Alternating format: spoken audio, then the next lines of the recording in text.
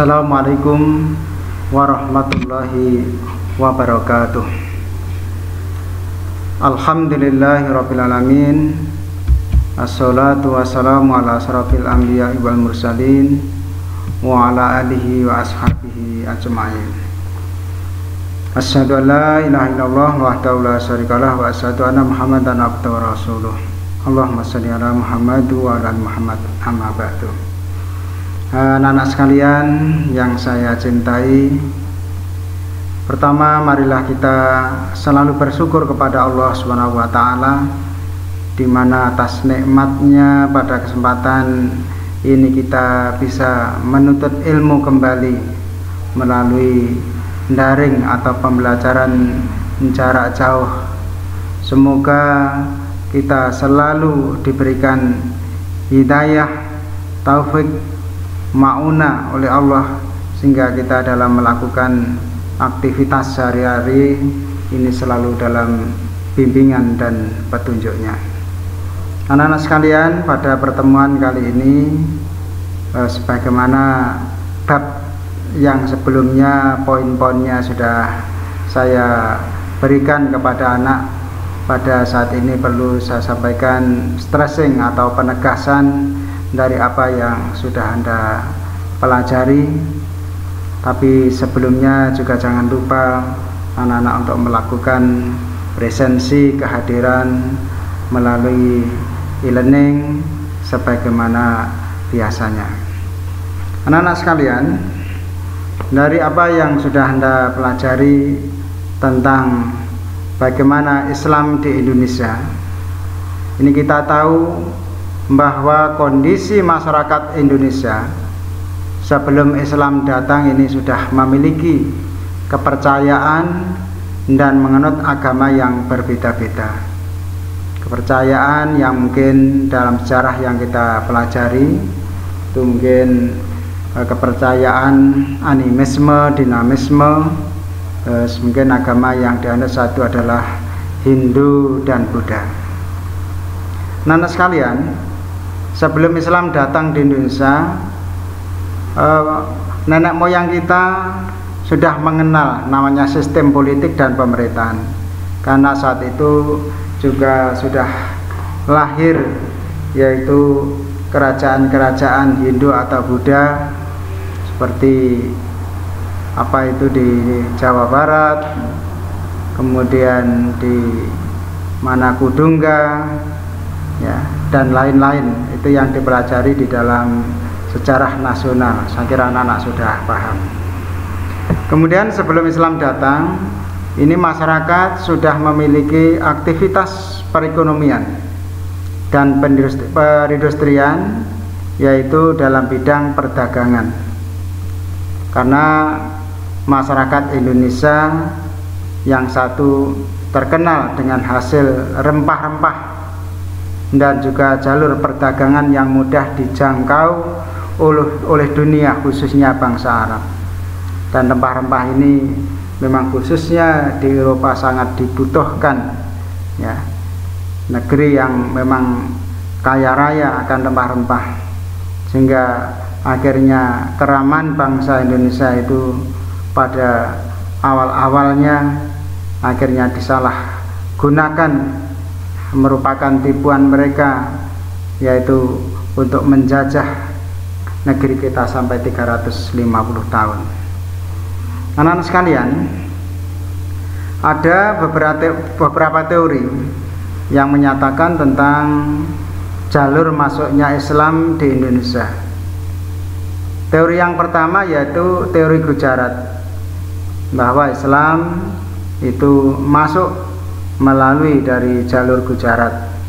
Kemudian teori Arab, dimana ini orang-orang dari Arab mungkin sejak zamannya para Quraisy Prosidin dan teruskan Daulah Umayyah atau Abbasiyah, itu terus mengembangkan yaitu perdagangan ke Indonesia, termasuk itu akhirnya asimilasi, berkawin dengan penduduk setempat. Kemudian teori yang ketiga adalah teori Persia, dimana yang kita pelajari dalam sejarah itu asalnya yaitu masuknya Islam melalui perdagangan dari Persia. Kemudian yang keempat adalah teori Cina, dimana berkembangnya jalur masuknya Islam itu melalui Cina. Yang sekarang mungkin ada peninggalan masjid-masjid ya, seperti itu masjid yang gayanya dari Cina itu ada. Yang dulu kita tahu sejarah itu ada namanya Cheng Ho Panglima yang itu Islam menyebarkan agama di tanah Jawa atau Indonesia. Anak sekalian, selanjutnya kaitannya dengan dalam menjalankan strategi dakwah, para ulama ini memiliki beberapa cara, dan itu metode ini mungkin telah diperintahkan di dalam Al-Quran. Ya, a'udzubillahi minasyaitonirrajim. Ud'u sabili rabbika bil hikmah wal mau'izatil hasanah wajadilhum billati hiya ahsan. Billati hiya ahsan. Jadi perintah di mana kita untuk mengajak manusia dakwah itu dengan jalan yang bijaksana, diajak tukar pikiran yang baik-baik.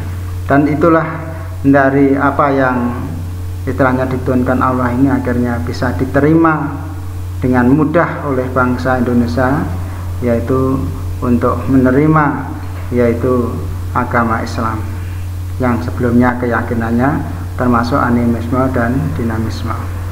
Tentang jalur strategi dakwah ini diantaranya bisa dilakukan saat itu oleh para pedagang dengan melalui perdagangan, di mana perdagangan yang memang dituntunkan di dalam Islam itu dasarnya ijab kabul, suka sama suka.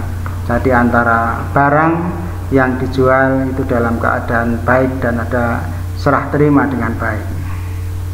Kemudian cara yang kedua adalah perkawinan. Jadi orang-orang dari Arab ini terbukti sampai sekarang banyak para keturunan Arab, yang ini juga ada perkampungan Arab, dan ini banyak termasuk mungkin tokoh-tokoh kemerdekaan Indonesia ini asalnya juga dari Arab.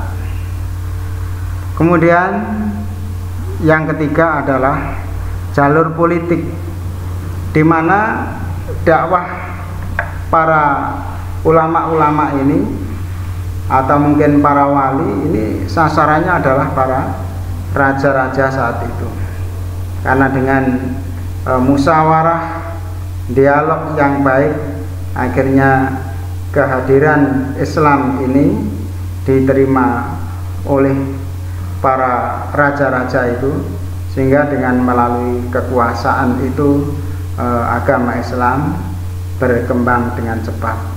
Kalau di tanah Jawa itu terkenal dengan Wali Songonya itu. Anak-anak sekalian, ini sementara yang dapat saya sampaikan dari apa yang sudah kalian pelajari sebelumnya. Mudah-mudahan apa stressing yang saya sampaikan ini menjadi ingatan anak-anak, yaitu untuk bisa mendalami asal-usul sejarah tentang Islam, bagaimana datang di negeri kita, itu dikembangkan dengan cara-cara perdagangan, perkawinan maupun politik, yaitu dengan cara-cara yang hikmah, cara-cara yang bijaksana.